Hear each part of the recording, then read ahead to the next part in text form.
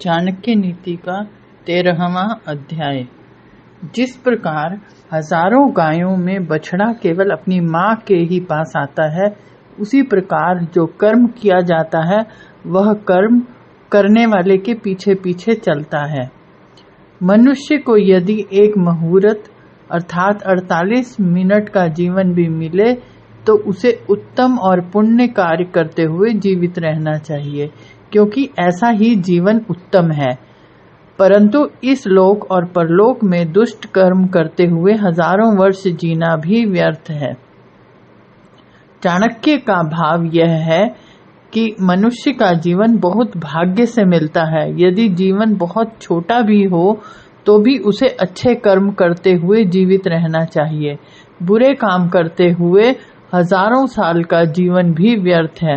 मनुष्य का धर्म है कि अच्छे कर्म करता हुआ अपने जीवन को बिताए। आयु की सार्थकता शुभ कर्मों से ही है। जो बातें बीत चुकी हैं उन पर शोक नहीं करना चाहिए और भविष्य की भी चिंता नहीं करनी चाहिए। बुद्धिमान लोग वर्तमान समय के अनुसार कार्य में लगे रहते हैं। व्यक्ति को चाहिए कि वह बीती हुई बातों पर शोक करने में व्यर्थ समय न गवाए। उसे इस बात की भी चिंता नहीं करनी चाहिए कि आगे क्या होने वाला है।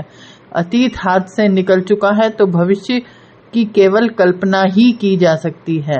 इसलिए बुद्धिमान व्यक्ति को वर्तमान स्थितियों के अनुरूप अपने काम में लगे रहना चाहिए।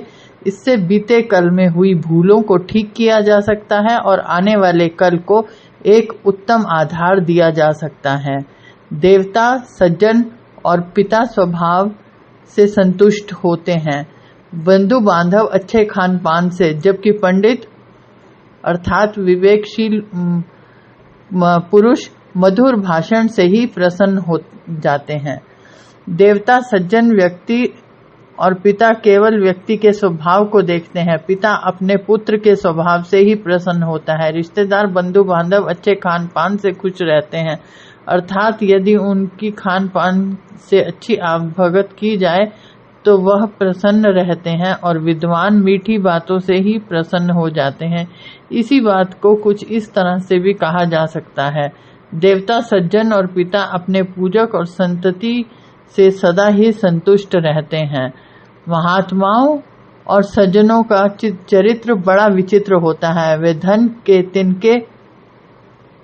धन को तिनके के समान समझते हैं, परंतु तब उसके भार से वह झुक जाते हैं, अर्थात विनम्र बन जाते हैं जब वह आता है। सज्जन धन को तिनके के समान अर्थात अर्थहीन समझते हैं, परंतु यदि इनके पास धन आ जाए और वे और भी नम्र हो जाते हैं, अर्थात धन के आने पर भी उन्हें अभिमान नहीं होता। वे उसी प्रकार झुक जाते हैं जिस प्रकार फलों से लदे हुए वृक्ष की टहनियां नम हो जाती हैं। जिसका किसी के प्रति स्नेह अथवा प्रेम होता है, उसी से उसे भय भी होता है। स्नेह अथवा प्रेम ही दुख का आधार है। स्नेह ही सारे दुखों का मूल कारण है। इसलिए उन स्नेह बंधनों को त्याग कर सुख पूर्वक रहने का प्रयत्न करना चाहिए। आने वाले कष्ट को दूर करने के लिए जो पहले से ही तैयार रहता है और जो विपत्ति आने पर उसे दूर करने का उपाय सोच लेता है, ये दोनों प्रकार के व्यक्ति अपने सुख की वृद्धि करते हैं, अर्थात सुखी रहते हैं। तथा जो यह सोचता है कि जो भाग्य में लिखा है वही होगा, ऐसा व्यक्ति नष्ट हो जाता है। चाणक्य ने कहा है कि संकट आने से पूर्व जो व्यक्ति बचाव का उपाय कर लेता है और जो संकट आने पर तत्काल आत्मरक्षा का उपाय कर लेता है, ये दोनों सुख से जीवन बिताते हैं। परंतु जो भाग्य के लिखे के अनुसार सोचता है कि देखा जाएगा, वह नष्ट हो जाता है।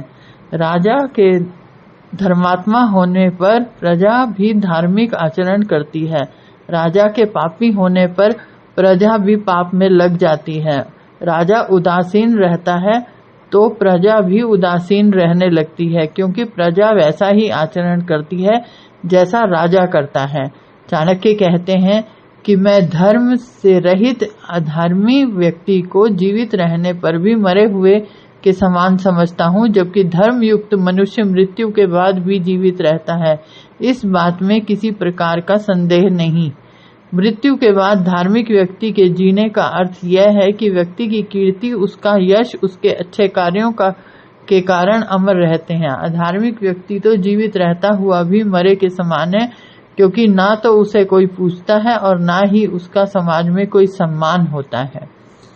जिस मनुष्य के पास धर्म, अर्थ, काम, मोह और मोक्ष इन चारों में से एक भी चीज नहीं है, उसका जन्म बकरी के गले में लटके हुए स्तनों के समान निरर्थक होता है। नीच मनुष्य दूसरे व्यक्ति के यश को बढ़ता हुआ देखकर उसकी यश रूपी कीर्ति से जलते हैं, और जब उस पद को प्राप्त करने में असमर्थ रहते हैं तब उस व्यक्ति की निंदा करने लगते हैं। दुष्ट व्यक्ति दूसरे की तरक्की को देखकर उससे जलने लगते हैं। उसकी कीर्ति रूपी आग उन्हें जलाती रहती है। जब वे उस कीर्ति को प्राप्त करने में असमर्थ रहते हैं तब उस व्यक्ति की निंदा करने लगते हैं।